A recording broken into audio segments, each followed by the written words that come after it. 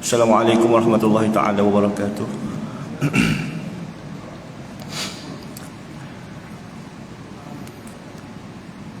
Jemaati pengurusi seluruh jabatan kuasa Tuan Imam serta muslimin dan muslimat, hadirin dan hadirat, alhamdulillah, kesyukuran kita panjatkan kepada Allah Subhanahu wa taala telah memberi kekuatan kepada kita dan izinnya sama-sama dapat kita berada di dalam suatu majlis ilmu.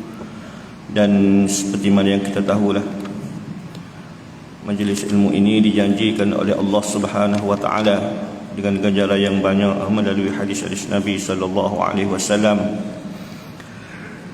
Mudah-mudahan dengan kesungguhan yang kita tunjukkan ini, ia menjadi bukti yang besar untuk kita layak mendapat ganjaran yang telah ditawarkan oleh Allah, seperti mana telah dikurniakan oleh Allah kepada hamba-hamba yang terpilih sebelum ini, insya-Allah.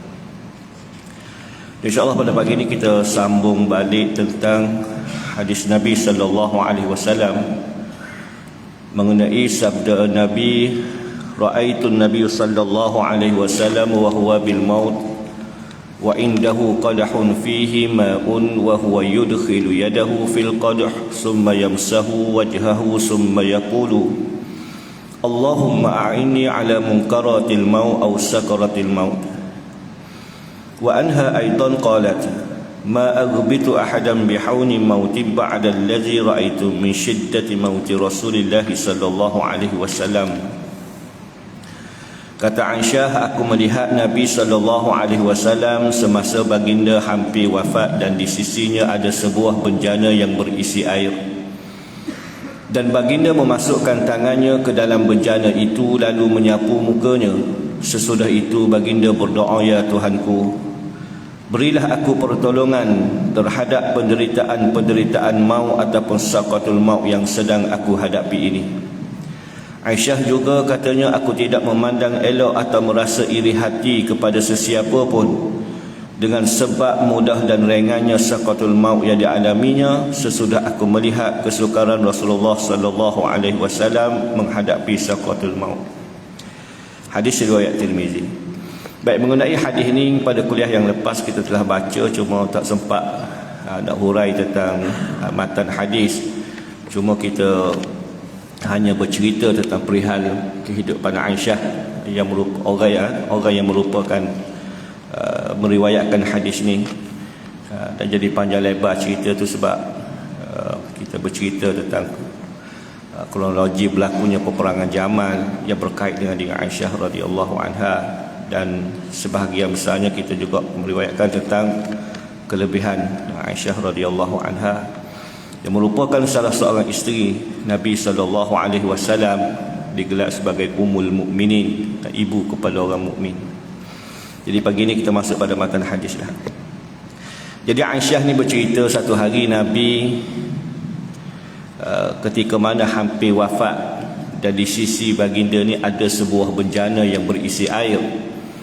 Nak berceritakan tentang sakit sakratul maut ataupun mabuk sakratul maut ni, kepanasan dia sehingga Nabi sendiri, kata Aisyah, celup tangan dalam bekas bejana tu, nak pada air, celup tu, kemudian Nabi sapu di muka dia dan Nabi berdoa, Allahumma aini ala munkaratil maut aw sakratil maut. Ya Allah, ya Tuhanku, minta pertolongan terhadap penderitaan sakratul maut ni. Dia kejadian ni berlaku kalau mengikut sirah ni. Rata-rata kita ni baca Rahim Maktum, Sufi Rahman Mubarak Furi.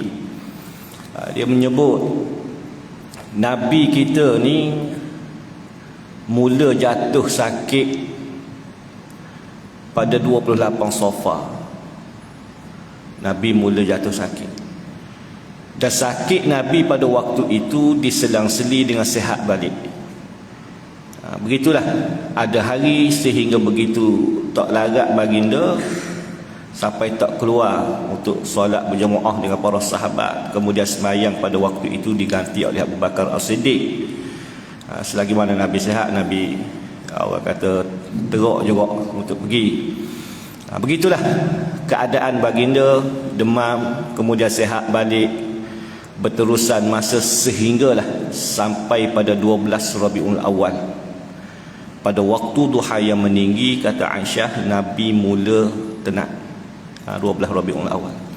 Rata-rata di kalangan kita bila sampai pada 12 Rabiul Awal ni, kebanyakan kitanya gembiralah. Kerana kita semua tahu tarikh itu merupakan tarikh kelahiran Nabi kita Muhammad sallallahu alaihi wasallam. Walaupun sebahagian di kalangan ulama berlaku kekhilafan di kalangan tarikh berlakunya lahirnya baginda tu. Tapi tak apalah, majoriti di kalangan kita pegang pada 12 Rabiul Awal. Tapi 12 Rabiul Awal ini juga adalah tarikh kesedihan yang berlaku kepada para sahabat Nabi sallallahu alaihi wasallam. Jadi Aisyah kata 12 Rabiul Awal pada waktu duha yang meninggi ni, sakit Nabi dah mula kuat dan tenat. Sehingga pada waktu itu Aisyah kata Nabi panggil Fatimah. Nabi panggil Fatimah, kemudian Nabi bisik. Fatimah ni menangis. Kemudian kali kedua Nabi bisik pula, menyebabkan Fatimah ni jadi senyum pula. Sehingga Aisyah kata aku jadi pelik, apa yang berbisik dua beranak ni? Maknanya apa yang dibisikkan oleh Rasulullah. Bila Aisyah rasa tak sedap, dia tanya pada Fatimah, Rasulullah ni, ayah ni bisik apa? Sehingga menyebabkan kali pertama kamu menangis, kali kedua senyum pula. Fatimah kata kali pertama yang ayah bisik ni, bahawasanya sakit yang ayah hadapi ini adalah sakit yang terakhir. Sakit yang terakhir. Dan lepas pada ni tak sakit dah. Jadi di situ Fatimah nampak itu adalah hint daripada Nabi sallallahu alaihi wasallam yang bahawasanya sakit ini sakit yang terakhir dan nak pergi. Maknanya. Dan Nabi sakit ini kesan daripada racun lah, daripada racun yang Nabi makan daging di Khaybar yang diletak oleh Yahudi.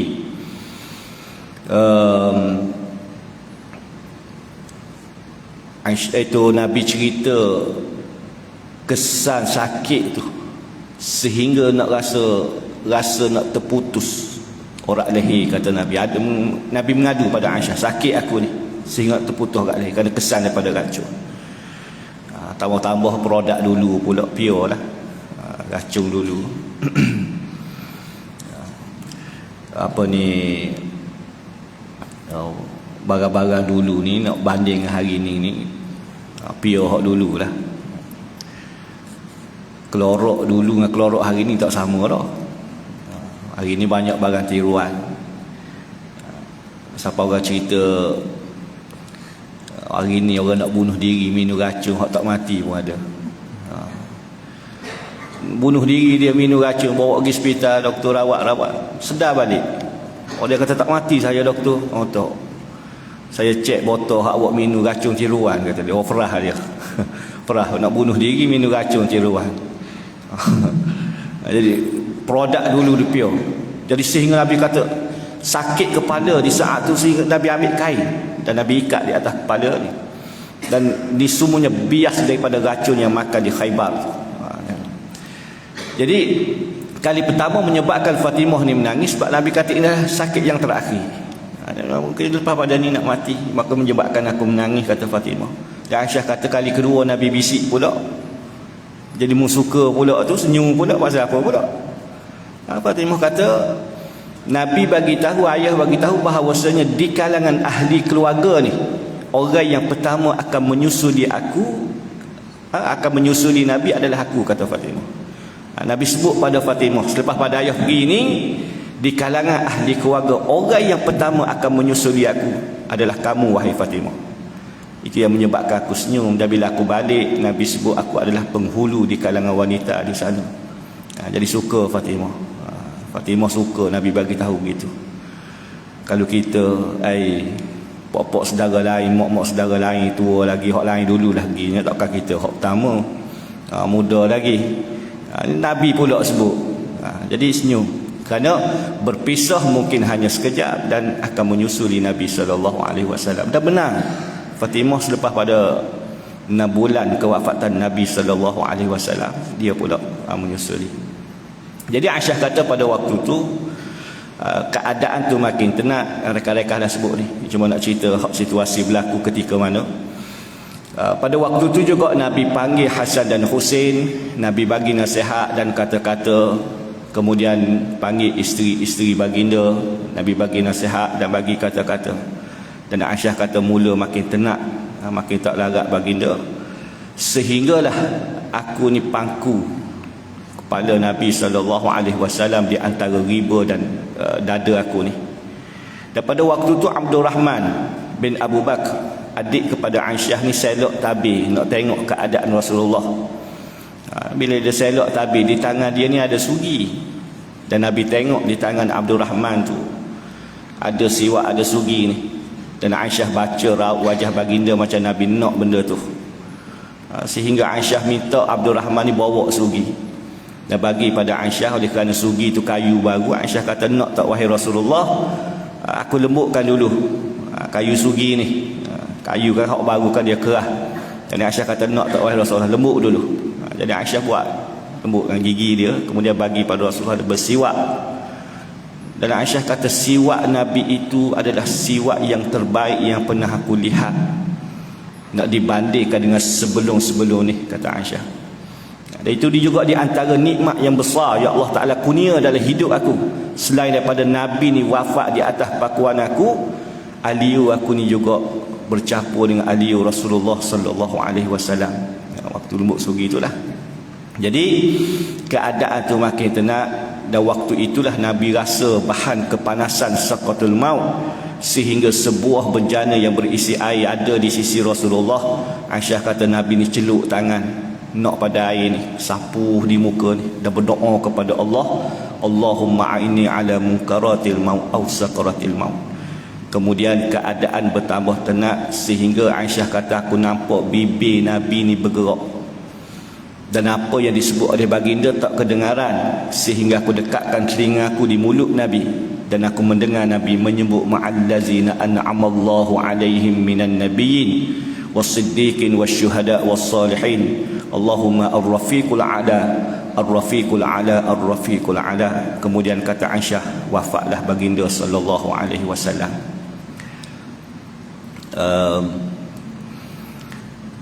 Para ulama menyebut di dalam hadis Bukhari pun ada ma'allazina an'amallah. Nabi dekat nak wafat tu, Nabi menyebut ma'allazina an'amallah tu kerana apa? Kerana pada waktu tu Nabi diberi pilihan oleh Allah, sama ada wahai Muhammad, kalau nak teruskan hidup akan dimakbulkan oleh Allah, tapi kalau nak balik kepada aku akan aku ambil, kata Allah Ta'ala. Buat pilihan. Maka Nabi buat pilihan menyebut ma'allazina an'amallahu alaihim minan nabiyyin. Aku nak bersama di kalangan orang-orang yang diberi nikmat oleh kamu, di kalangan para nabi, di kalangan nabiyin wasiddiqin, di kalangan orang yang benar, di kalangan orang syuhada, di kalangan para salihin. Kemudian Nabi sebut ar-rafiqul a'la. Aku nak balik pada Tuhan yang tertinggi, nak balik pada Tuhan yang tertinggi, nak balik pada Tuhan yang tertinggi. Nabi sebut 3 kali ar-rafiqul a'la. Jadi Nabi buat pilihan untuk nak balik pada Allah Subhanahu wa taala. Itu satu. Kemudian yang kedua, daripada cerita ni juga dia menafikan cerita yang biasa kita dengar. Kalau dulu-dulu biasalah duk dengarnya, orang kata Nabi ni sayang pada umat. Iyalah, Nabi sayang pada umat tu banyaklah hadis-hadis yang sahih. Tapi dalam cerita tu kata sayangnya Nabi kepada umat ni, sehingga nak mati ni Nabi duk sebut ummati, ummati, ummati, umat aku, umat aku, umat aku. Wafat adalah keadaan begitu. Ummati di akhir hayat baginda. Ni tak betul. Hak Bukharinya ar-rafiqul a'la. Ar-rafiqul a'la. Ummati tu ada, tapi bukan ketika mana Nabi nak wafat. Ummati ni kalau kita baca hadis syafaat tu ada. Hak Nabi bercerita di hari akhirat kelak, manusia bila dihimpunkan oleh Allah, ada satu golongan manusia takut nak diadili oleh Allah Ta'ala, sehingga bersembah di kalangan mereka mengatakan kita ni kena minta tolong di kalangan para Nabi supaya syafaat kita. Maka bergeraklah Nabi bercerita kumpulan ni pergi cari Nabi Adam AS, mengatakan ya Adam isfa'alana, syafa'atlah kami, kerana mu ni bapa kepada manusia wahai Adam, tolong syafaat kami. Nabi Adam kata minta berlepas dalam hal ni. Nabi Adam kata, aku ni dalam hidup pernah lakukan kesilapan dan aku malu nak minta dengan Allah Ta'ala supaya beri syafaat kepada kamu. Nabi Adam kata, hari ni nafsi mumu aku. Bergerak pula kumpulan ni pergi cari Nabi Nuh. Ya Nuh, apa disebut, isfa'alana, syafaatlah kami. Begitulah seterusnya pada Nabi. Panjang hadis ni. Sapalah Nabi Ibrahim alaihissalam, siapa ni, semua nabi-nabi mengatakan nafsi mumu aku. Akhir sekali pergi cari Nabi Muhammad, tak sempat berjumpa. Duk dengar dah Nabi duk panggil umat aku. Nak beri syafaat. Waktu betul. Kalau umat dekat Nabi nak wafat ni tak betul. Dekat nak wafat Nabi sebut Ar-Rafiqul A'la, nak balik pada Tuhan yang tertinggi. Wafatlah Nabi SAW. Itu satu. Yang kedua, kita biasa dengar dan semua kita tahu, di akhir hayat seseorang itu kita diminta supaya berakhir dengan kalimah la ilaha illallah.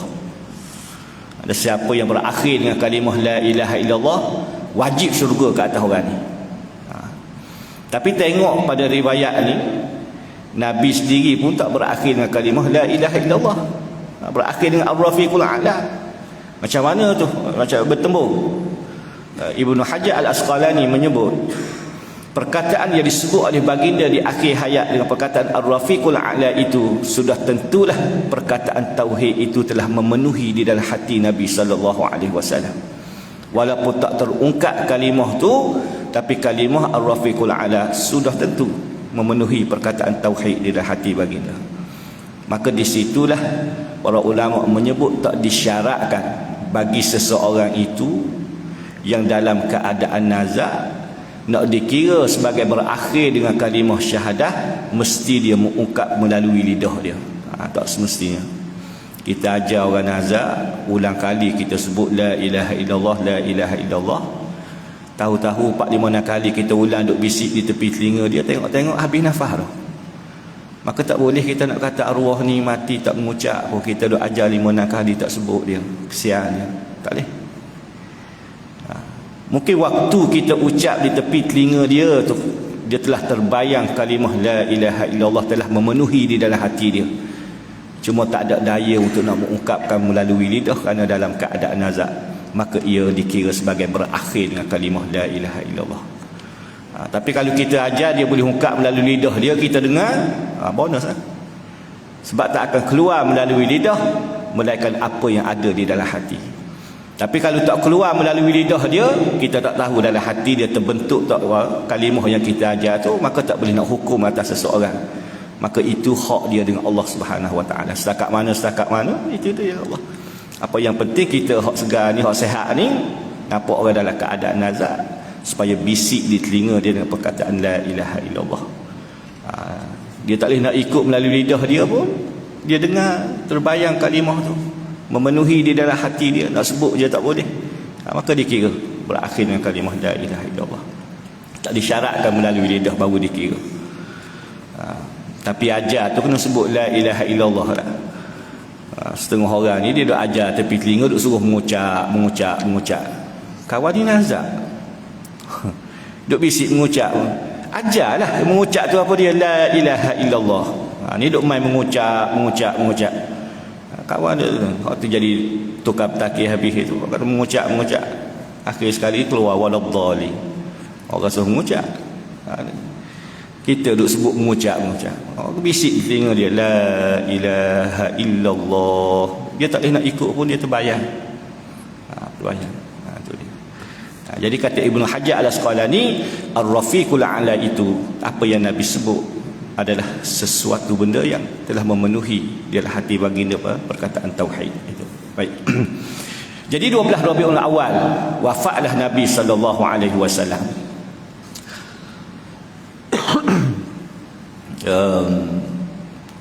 Nak cerita tu berlaku Nabi celuk tangan tu sebelum menyebut ma'al cuma sambung sedikit lah, dah sebut dah. Semua kita tahu kewafatan baginda ini di kalangan para sahabat tak boleh nak terima hakikat ni. Semua kita tahu. Terduduk di kalangan para sahabat, terpaku mereka, Osman dengan cara Osman, Ali dengan cara Ali. Tak boleh nak terima hakikat. Yang lebih teruk lagi adalah Umar. Bila Sayyidina Umar selok tabir tengok jasad Rasulullah, Umar keluar mengatakan Rasulullah tak wafat. Rasulullah hanya pergi munajat, sama seperti mana Nabi Musa AS pergi ke Tur Sinai untuk berjumpa dengan Allah Ta'ala. Kemudian Rasulullah akan balik-balik. Sesiapa yang mengatakan Rasulullah ni wafat, akan dipotong tangan dan kaki dia secara bersilang. Setengah riwayat kata Sayyidina Umar mengatakan siapa kata Rasulullah ni wafat akan dipacung leher dia, kerana tak boleh nak terima dengan hakikat kewafatan Rasulullah sallallahu alaihi wasallam. Dan macam-macam reaksi di kalangan para sahabat. Bila Abu Bakar As-Siddiq masuk tengok keadaan jasad Rasulullah, Abu Bakar mengatakan Rasulullah betul-betul wafat. Dan pada waktu itulah Abu Bakar ni keluar memberi ucapan kepada kesemua para sahabat dengan ucapan yang masyhur, yang biasa kita dengar. Abu Bakar meredakan di kalangan para sahabat dengan ucapan dia. Abu Bakar mengatakan, ya ayyuhan nas, wahai tuan-tuan sekalian, man kana ya'budullah, man kana ya'budu Muhammadan fa inna Muhammadan qad mat. Wahai tuan-tuan sekalian, sesiapa yang menyembah Muhammad, ketahuilah sesungguhnya Muhammad ni wafat, mati. Wa man kana ya'budullah, sesiapa yang menyembah Allah, sesungguhnya Allah Ta'ala ini maha hidup dan tak sekali-kali mati. Maka Abu Bakar As-Siddiq membaca ayat daripada surah Ali Imran, wa ma Muhammadun illa rasulun qad khalat min qablihi ar-rusul afa imma ta'u qutilan qalabtum ala aqabikum wa man yanqalib ala aqibaihi falan yadurrallaha syai'a wa sayajzillahu syakirin. Allah Ta'ala berfirman, tidaklah Muhammad itu melainkan seorang rasul, sama seperti mana rasul-rasul yang terdahulu. Ada hari mereka diutus oleh Allah, ada hari mereka akan diambil balik oleh Allah Ta'ala. Apakah kalau Muhammad ni mati wafat, ataupun dia ni mati terbunuh, tumit-tumit kamu akan berpaling daripada agama Allah? Sesiapa yang tumit-tumit dia ni berpaling daripada agama Allah Ta'ala, nescayalah tak sedikit pun memberi mudarat kepada Allah. Wa sayajzillahu syakirin, dan Allah akan memberi balasan yang baik kepada orang-orang yang bersyukur di atas nikmat yang diberikan oleh Allah Subhanahu wa Ta'ala. Bila Abu Bakar berucap sedemikian, barulah di kalangan para sahabat insaf dan boleh terima hakikat tentang kewafatan Nabi sallallahu alaihi wasallam. Dan ini juga salah satu faktor yang kecil lah, Abu Bakar ni boleh jadi khalifah, boleh jadi pemimpin selepas daripada wafatnya baginda. Mana dia punya jiwa dia tu, di saat orang lain semua tak nak terima hakikat, dia meredakan di kalangan para sahabat dengan ucapannya. Dengan ucapannya semua boleh terima kewafatan Rasulullah, tapi kesedihan berlaku di dalam hidup mereka ni berpanjangan. Telah hilangnya insan, seorang yang pendidik, pembimbing, yang mengeluarkan mereka daripada kegelapan kepada cahaya. Orang yang menaikkan martabat kedudukan mereka di kalangan bangsa Arab. Maulana Abu Hasan Ali An-Nadwi menyebut, sebelum kedatangan Islam ni, orang Arab tidak ada nilai di mata manusia pada waktu itu. Bahkan mereka menjadi pengemih kepada kuasa-kuasa besar, menjadi pengemih kepada Rom, kepada Parsi. Nabi datang bawa Islam, Nabi memuliakan di kalangan bangsa Arab dengan Islam. Yang dibawa oleh Nabi SAW. Telah hilangnya insan ini, sedih berpanjangan berlaku di kalangan mereka. Banyaklah kalau nak cerita, Amr bin Al-As diri apa semua mereka ni. Bilal, kisah yang biasa kita dengar. Ada kisah Bilal ni banyak wasilah kita dengar. Tapi saya lebih cenderung kepada riwayat Bilal ni selepas wafat Nabi ni tak boleh duduk di Madinah, kerana banyak kenangan. Dan kalau duduk pun tak jadi apa, jadi hamba, lemah semangat dalam hidup, kerana banyak kenangan dia dengan Rasulullah SAW. Dan Bilal ni orang yang Nabi baik dengan dia. Nabi suka bertongkat atas dia, Nabi suka bersandar bergurau dengan Bilal. dalam menghadapi peperangan, banyak benda yang Nabi nak fikir, menentang musuh apa semua. Kadang-kadang dalam keadaan begitu Nabi panggil Bilal. Nabi panggil, arihna ya Bilal, wahai Bilal, hiburkan kita semua ni, rehatkan kita. Maknanya mari duduk, hiburkan kita. Banyak benda. Dan bila Nabi wafat dia tak boleh. Dan dia masuk minta keuzuran dengan Abu Bakar As-Siddiq, nak berhenti dah daripada melakukan azan. Kerana dalam perkataan azan itu adanya nama Muhammad Rasulullah. Mintalah ya Abu Bakar. Sehingga bila kata, wahai Abu Bakar, aku pernah mendengar Nabi bersabda, seafdal-afdal amalan ialah berjihad pada jalan Allah. Izinkanlah aku pergi ke Syam untuk berjihad. Aku tak boleh duduk di sini. Sehingga Abu Bakar tak lepas dia. Abu Bakar kata, duduklah wahai Bilal, lakukan azan samalah seperti mana zaman Nabi ada pun lakukanlah. Kerana bermulanya syariat azan itu bermula dengan suara kamu. Teruskan. Dan duduk di Madinah ni bersama dengan aku dah tua, kata Abu Bakar, duduk. Bila kata tak boleh, izinkan aku untuk pergi ke Syam, dia minta Abu Bakar tak lepas dia. Sehingga sampai satu hari menyebut, bila mana Abu Bakar As-Siddiq nak naik di atas mimbar untuk berkhutbah, di tengah-tengah orang ramai, Bilal bangun bertanya, ya Abu Bakar, kerana Allah aku ingin bertanya kepada kamu, mu bebaskan aku dulu kerana diri kamu atau kerana Allah Ta'ala?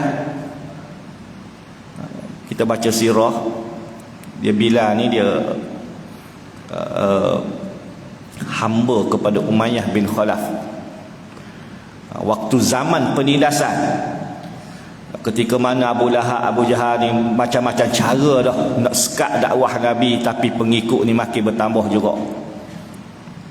Salah satu antara nak bagi tekanan pada Nabi, mesti kita dera kepada pengikut-pengikut Muhammad, terutama di kalangan orang yang lemah yang dimiliki oleh pembesar-pembesar Quraisy. Maka diminta siapa-siapa jadi tuan kepada hamba ni, hak jadi pengikut pada Muhammad, seksa hamba.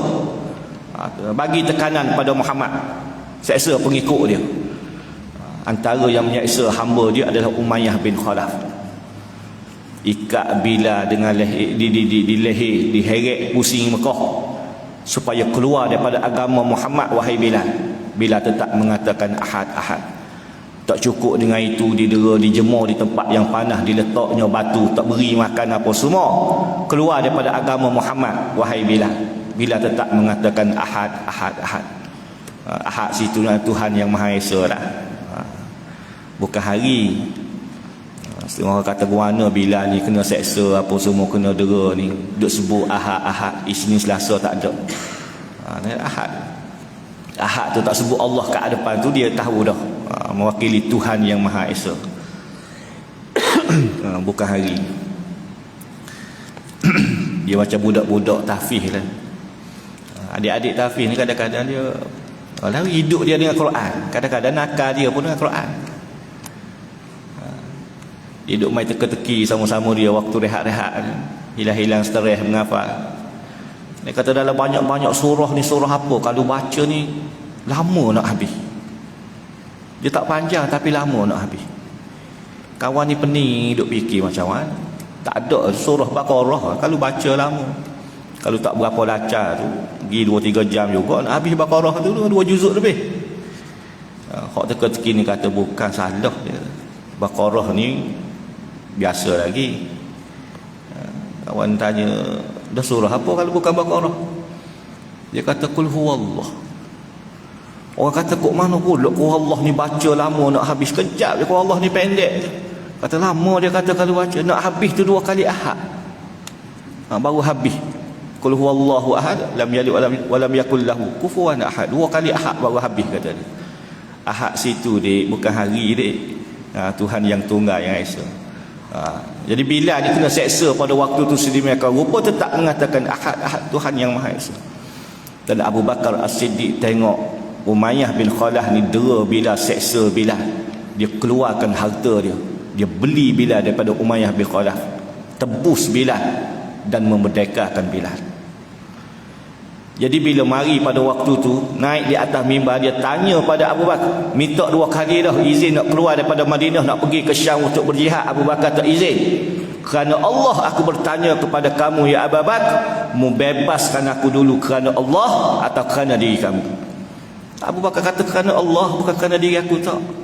Kalau kerana Allah, izinlah untuk aku pergi ke Syam untuk berjihad. Bila dia minta Abu Bakar tak tahan, dan tak apalah nak pergi, pergilah. Minta dengan khalifah pergi ke Syam. Abu Bilal tak duduk di Madinah. Dan disebut ketika mana habis zaman Abu Bakar, mari zaman Sayyidina Umar.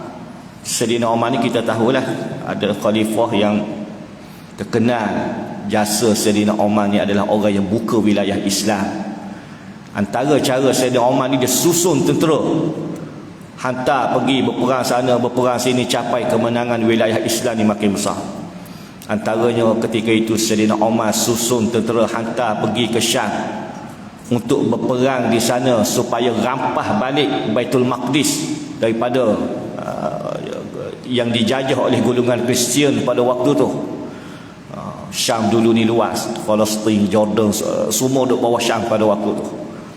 Sayyidina Umar hantar tentera Islam perang sana, takluk balik Baitul Maqdis kerana dijajah oleh golongan Kristian pada waktu tu. Antara Umar hantar adalah Abu Ubaidah Al-Jarrah, Khalid Al-Walid, Muawiyah bin Abi Sufyan dan sebahagian tentera Islam. Bila berperang sana capai kemenangan. Bila capai kemenangan, dijemput Sayyidina Umar untuk datang ke Baitul Maqdis supaya Amirul Mukminin rasmi balik Baitul Maqdis ni. Setelah dirampah oleh golongan Kristian pada waktu tu, Umar sebagai khalifah yang memerintah 1/4 di dunia pada waktu tu datang merasmikan balik Baitul Maqdis. Bila habis selesai majlis, waktu solat ni masuk, dan tentera Islam mengatakan, wahai Amirul Mukminin, Bilal ada sini, suruh dia azan. Lama tak dengar, suruh dia azan. Sayyidina Umar kata panggil Bilal. Lalu Umar kata, wahai Bilal, azan kamu, azan kamu. Bilal mengatakan, maaf wahai Amirul Mukminin, tak boleh, tak boleh. Kerana aku tak boleh nak menyambut perkataan asyhadu anna Muhammadar Rasulullah. Dia keluar zaman Abu Bakar tu. Yalah zaman Abu Bakar pun 2 tahun lebih ya. Tapi mari zaman Umar ni tak boleh lagi. Suruh orang lain, wahai Amirul Mukminin, tak boleh. Aku tak boleh menyambut perkataan asyhadu anna Muhammadar Rasulullah, aku mengenal Rasulullah, tak boleh. Suruh orang lain. Sehingga sahabat yang ada di sekeliling mengatakan, ati Amirul Mukminin ya Bilal. Wahai Bilal, kena taat pada Amirul Mukminin ni. Hak suruh kamu ni Umar, khalifah, kena taat wahai Bilal. Lalu Umar kata, wahai Bilal, azanlah kamu wahai Bilal. Bukan kerana apa, kata Umar, supaya bila kamu azan, kedengaran suara daripada kamu itu tuzakkiruna bil ayyamil ula, dapat mengingatkan kita semua ni di zaman awal-awal hidup bersama dengan Nabi sallallahu alaihi wasallam. Azanlah wahai Bilal, kata Umar. Lalu Bilal naik di atas mimbar dan melaukan azan. Allahu akbar, Allahu akbar. Riwayat mengatakan Umar bercucuran air mata, menangis teresak-esak seperti mana budak-budak, seperti mana kanak-kanak menangis Umar. Dan kesemua pada waktu itu tentera Islam ni menangis kerana tak pernah kedengaran suara ini melainkan didengarnya suara ini di zaman hidup bersama dengan Nabi sallallahu alaihi wasallam. Manifestasi kasih di kalangan para sahabat kepada baginda. Dan Bilal ni juga dekat-dekat dia nak mati, diriwayatkan dah. Dia dekat nak meninggal, dah hidup dia jadi hamba begitulah. Dekat dia nak mati ni, dia mimpi. Nabi ni sebut dalam mimpi dia, hajartana au mahazihil jafwah. Kenapa kamu hamba wahai Bilal? Hidup ni kerana apa? Mau lemah semangat. Ala tazurana, bukankah suatu hari nak ziarahi kami? Kenapa jadi macam ni hidup ni? Semangatlah wahai Bilal. Suatu hari nanti bukankah mu ni nak ziarahi kami? Jumpa balik kita semua ni. Jangan lemah semangat. Dia dengar Nabi sebut begitu dalam mimpi dia, dia bangun dengan penuh keadaan semangat. Dia ambil kenderaan tunggangan dia daripada Syam, bergegas balik menuju ke Madinah dengan penuh semangat. Bila dengar Nabi sebut begitu dalam mimpi dia lah. Dan dikatakan dia menuju balik ke Madinah, sampai ke Madinah dekat nak masuk waktu subuh. Mereka kata masuk dekat-dekat waktu subuh. Sebahagian riwayat kata adalah Hasan Hussein duk merayu apa semua, tapi saya lebih cenderung pada riwayat ni. Dia balik sampai waktu subuh dan azan perlu dikumandangkan. Dan subuh pada pagi itu bila naik di atas menara Masjid Nabi dan dia melakukan azan. Sekian lama tak kedengaran suara ni selepas wafatnya baginda. Tiba-tiba subuh hari itu dilakukan oleh Bilal. Dan dikatakan kesemua penduduk Madinah terkejut yang pernah dengar suara ini di zaman Nabi. Mereka terkejut dan menangis di kalangan muslimi dan muslimat, dan bertanya di antara mereka, Abu Aisyah Rasulullah, Abu Aisyah Rasulullah, adakah Nabi dibangkit balik oleh Allah? Adakah Nabi dibangkit balik oleh Allah Ta'ala? Kerana pasangan pada waktu tu, bila yang melakukan azan, yang mengimami sembahyang adalah Nabi SAW. Tapi muazzin ni masih ada, imam sudah tidak ada tu, yang bila tak nak azan. Tapi bila jadi gitu dia azan, dan menyebabkan disambut ke semua penuh kesedihan kerana mengingati Rasulullah SAW. Dan banyak lagi lah kalau nak kongsi cerita Amr bin Al-As macam-macam di kalangan para sahabat Nabi. Tapi nak ceritanya, bila boleh terima tentang kewafatan Rasulullah itu, tapi sedih berpanjangan berlaku di kalangan hidup mereka tentang kewafatan. Hilang insan yang mendidik mereka, membimbing mereka, jaga kebajikan kepada mereka lebih daripada diri sendiri. Yang timbul kasih sayang di dalam hati mereka ni dengan bukan paksaan seperti mana berlaku kepada raja-raja yang pada waktu tu di kalangan Raja Rom, Raja Parsi. Walaupun sebahagian orang ada kasih, perasaan kasih pada pihak pemerintah yang memerintah pada waktu tu, tapi tak sama kasih di kalangan para sahabat yang timbul dalam hati mereka terhadap Nabi SAW. Kerana akhlak baginda, kerana kehidupan baginda itu sendiri. Susah bersama-sama, berperang bersama-sama. Walau jadi kepimpinan selama mana pun, tetap bersama di kalangan para sahabat. Yang tak membezakan di kalangan orang yang kaya, orang yang miskin. Bila ni kalau kita nak kira dari sudut kedudukan, tak ada apa-apa. Orang yang kulit hitam, hamba. Tapi Nabi sentiasa bergurau dengan dia. Bergurau. Bersandar, bertongkat. Ni dia. Baik. Sikit. Kemudian perenggan di bawah, wa anha aidan qalat ma aghbitu ahadan bihauni mauti ba'da allazi ra'aitu min shiddati mauti Rasulullah sallallahu alaihi wasallam. Aisyah kata ni juga. Aisyah kata, aku ni akan rasa cemburu dan iri hati bila mana melihat kalau ada orang yang waktu menghadapi sakratul maut itu dia hadap dalam keadaan yang tenang. Kerana aku lihat sendiri Rasulullah dalam keadaan yang sukar. Maksud Aisyah kata kalau ada orang yang dalam keadaan tenang dia menghadapi sakratul maut, akan timbul rasa iri hati dan cemburu pada aku, sebab aku lihat sendiri kesukaran yang berlaku pada Rasulullah. Nak ceritanya sakratul maut ada sesuatu perkara yang sakit yang akan dihadapi semua orang. Ya, mungkin para ulama kata sakit berbezalah di antara orang lain sama orang lain, itu mungkin berbeza, tapi sakit. Sehingga berlaku perbincangan bagaimana orang yang mati syahid dunia akhirat, yang berperang pada jalan Allah Ta'ala itu macam mana. Sebab ada hadis mengatakan orang yang mati syahid begitu nikmat dia rasa sehingga balik berjumpa dengan Allah, minta lagi kepada Allah supaya nak mati seperti mana ni. 10 kali pun tak apa kalau berulang, macam seolah-olah tak sakit. Kita nampak dia mati dibunuh pada jalan Allah. Tapi orang mati syahid ini dia minta dengan Allah Ta'ala nak mati pula macam tu. Berulang kali pun tak apa, kan terlalu nikmat mati syahid ni. Benda-benda ni kita nak fikir dengan akal tak boleh lah. Tapi Nabi sebut begitu. Adakah tak ada sakratul maut orang yang mati syahid ni? Kerana dia terlalu istimewa di sisi Allah, sehingga minta ulang-ulang kali mati begitu pun tak apa. Para ulama kata tetap merasai perkara sakit sakratul maut. Siapa tahap tu? Manakala kita dalam keadaan normal biasa akan hadapi perkara ni. Dan sakit dia, Nabi sebut dalam hadis yang lain, Nabi kata iza syakhasal basar, apabila mata seseorang itu dah mula terpacak. Masyhur. Mula terpacak. Syakhasa ni dia mata mula dah memandang di tempat yang sama, dia tak bergerak dah. Kita ni dalam keadaan sihat normal ni, mata kita ni kalau nak tengok satu-satu benda sampai seminit 2 minit duk tengok, pening kita sebab mata kita main. Tapi akan tiba bagi seseorang itu waktu ketika mana mata dia dah mula terpacak, tak bergerak dah.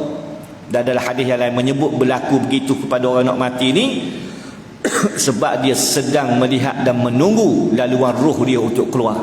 Mata dia jadi mula terpacak dan dada dia mula berombak, kata Nabi. Dan pada waktu itu juga waqsha'arral jil, Nabi kata dalam keadaan dada ni berombak, kulit dia ni waqsha'arra ni, Nabi guna istilah waqsha'arra ni gempa. Waqsha'arra ni kalau istilah pada bumi ni dia gempa, tapi kulit tak nak sebut gempa, mana menggigil dia tu tahap berlaku gempa. Nabi kata orang menghadapi Syaratul Maut ni kulit-kulit dia ni menggigil kerana tahan kesakitan tu.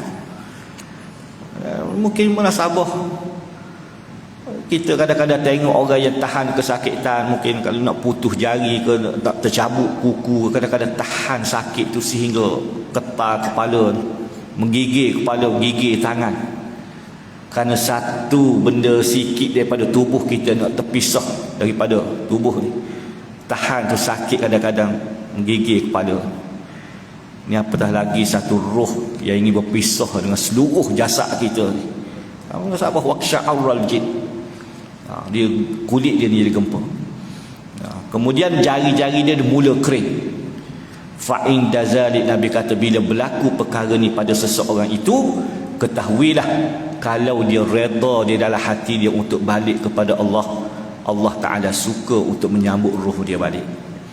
Tapi bila terjadi benda ni pada seseorang, tiba-tiba dia memberontak dalam diri dia, sudah dah nak mati dah lah, aku harta aku macam mana, anak aku, keluarga aku macam mana, tak ada keredaan untuk nak balik, dalam keadaan duk mengamuk dalam diri dia, memberontak. Orang seperti ini ketahuilah Allah Ta'ala tak suka untuk nak menyambut roh dia. Nak menyambut roh dia. Dia seorang Maulana ni, dia saya rasa tertarik. Dia buat analogi lah, dia kata manusia ni bila mana dia berpisah lama dengan orang yang paling berjasa dalam hidup dia. Katalah dalam hidup kita ni orang yang paling berjasa ni mak ayah kita lah, tak ada orang lain, mak ayah kita. Bila berlaku satu perpisahan yang lama, katalah kita ni kena kerja luar negara, kena duduk lama puluh-puluh tahun tak jumpa sebagai contoh, ataupun orang yang mungkin dizalimi dalam hidup, terpaksa kena penjara ke apa semua, keluarga tak mari ziarah, tak mari, tiba masa puluh tahun tak bertemu dengan mak ayah. Bila sampai satu hari dia nak balik ke rumah, bila nak balik ke rumah tu, nak balik untuk berjumpa dengan orang tua dia, dah 10 tahun 15 tahun tak jumpa mungkin. Bila waktu dia nak balik, dia akan timbul perasaan suka dan gembira. Tak jumpa lagi, baru perjalanan nak balik baru, dia akan timbul perasaan suka dan gembira ni. Bahkan rasa meluap, rasa suka. Kerana apa suka? Kerana nak balik bertemu dengan orang yang paling berjasa dalam hidup aku, iaitu mak ayah aku. Tak berjumpa lagi, timbullah perasaan gembira. Tapi dia kata macam mana manusia ni boleh timbul rasa tak suka ataupun memberontak ketika mana di saat nak balik berjumpa dengan Allah yang satu kuasa lebih berjasa daripada seorang ayah, daripada seorang mak. Mak ayah kita jaga kita, ada hari waktu tidur, ada hari waktu dia tinggal. Tuhan ni jaga kita, urus kehidupan kita, tak mengatuk, tak tidur Tuhan.